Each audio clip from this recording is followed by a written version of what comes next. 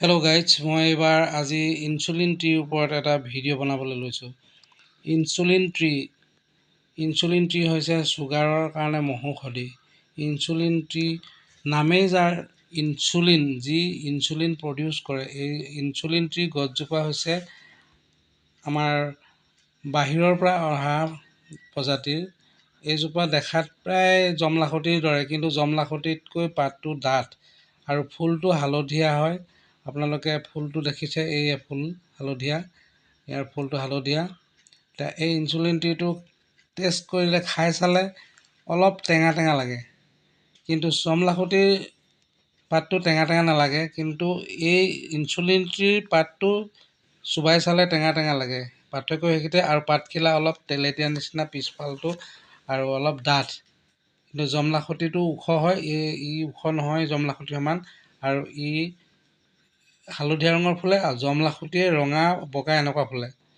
ফুলপাহৰ আৰু পাতখিলা ডাঠ হয়। পাৰ্থক্যটো ইয়াতে। এনে সাধাৰণতে ক'লে ইনচুলিন ট্ৰি আৰু জমলাখতি প্ৰায় দেখাতে একে, কিন্তু পাৰ্থক্যটো এই সূক্ষ্মভাৱে দুয়োটা লাৰি পিটিকি চালেহে গম পোৱা যায়। যি উদ্ভিদৰ ওপৰত সম্যক জ্ঞান থাকে, সিহঁতে ধৰিব নোৱাৰে। ইয়াক পুংখানুপুংখভাৱে সূক্ষ্মভাৱে চালে বুজি পাব, ধৰিব পাৰিব। ই অলপ ডাঠ আৰু খাই চালে ইয়াক টেঙা টেঙা লাগে। এই ইনচুলিন ট্ৰিটো আপোনাৰ দুখিলা পাত যদি ৰাতিপুৱা সুদা পেটত খায়, আপোনাৰ 10 দিন কণ্টিনিউ খালে আপোনাৰ তাৰপিছত চুগাৰ টেষ্ট কৰিব, আপোনাৰ চুগাৰ প্ৰায় নৰ্মেললৈ আহিব। এইটো প্ৰমাণিত।